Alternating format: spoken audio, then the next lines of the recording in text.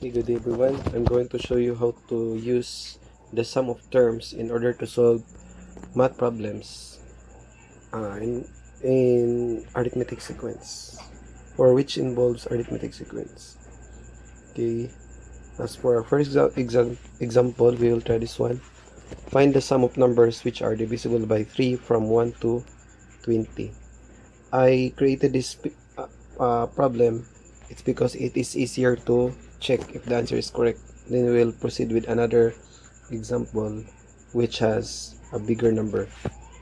We first find the sum of numbers which are divisible by 3 from 1 to 20. First, we will list down the numbers which are divisible by 3. Of course, 3. We'll start with 3. Then we have 6. We have 9, 12, 15, and 18. There are 6 terms. Basically, you can also divide 20 by 3.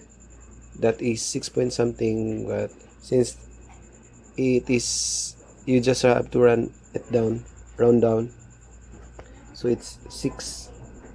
Then we have a sub 1 is equal to 3, a sub 2 is equal to 6, a sub 3 is equal to 9, a sub 4 is equal to 12, a sub 5 is equal to 15, and a sub 6 is equal to 18. Then the next one would be, we will write the formula for the sum of terms of an arithmetic sequence.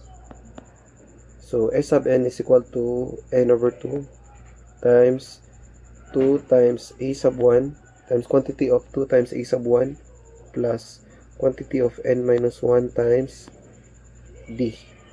Then, since there are 6 terms, we will now solve the sum of the first 6 terms. So we will replace n with 6. Then this one replace also with 6. Then 2, replace a sub 1 with 3. So we will replace it with 3. And plus, replace n with again 6. Then how about d? D should be a sub 2 minus a sub 1. So 6 minus 3 is 3. 9 minus 6 is 3. 12 minus 9 is 3. Therefore, d is equal to 3. So we will replace d with 3. Okay. Then a sub 6 is equal to 6 over 2, which is basically 3. Then 2 times 6 is 2 times 3 is 6. Then plus 6 minus 1 is quantity of 6 minus 1 is 5. Then multiply it by 3. S sub 6 is equal to 3 times quantity of 6 plus 5 times 3 is 15. So again, we can now replace the bracket with parentheses. So 6 plus 15.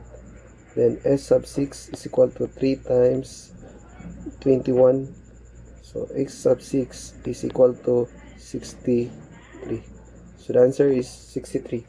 Now we can check if the answer is correct manually. We can check it manually. That's why I choose this question, or I created this question.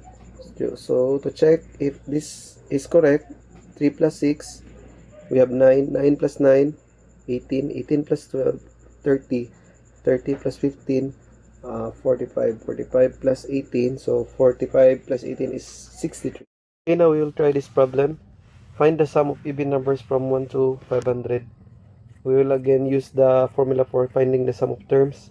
But before that, we need to list the terms first. So first, we have a sub 1 is basically 3. I mean 2. Then we have 4, 6, 8, that,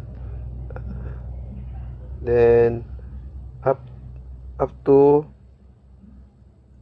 496, 498, and 500.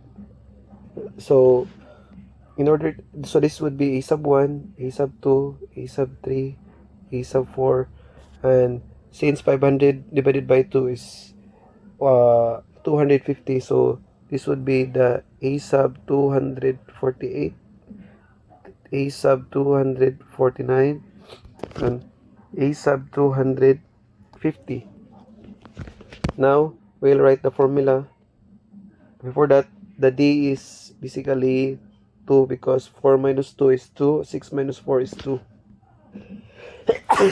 Sorry.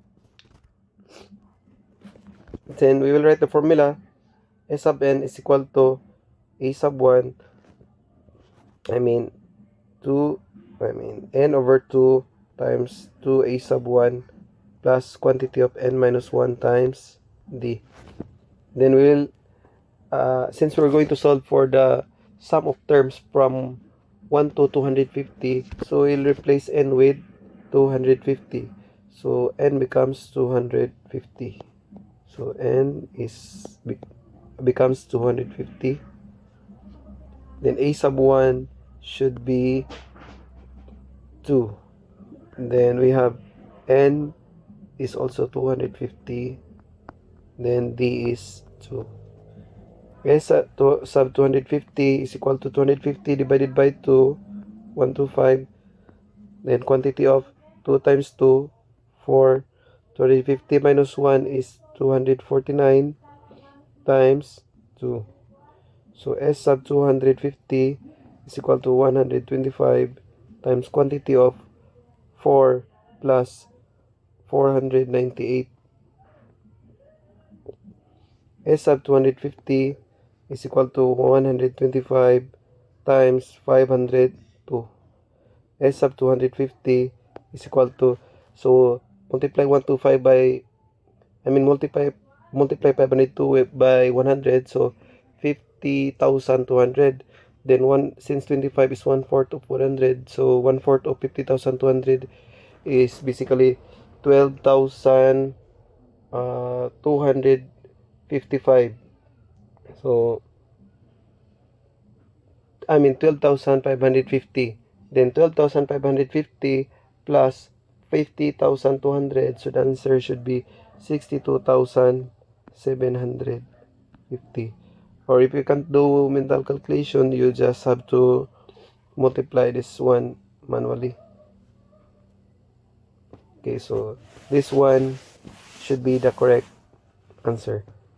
Now we will try another example. Okay.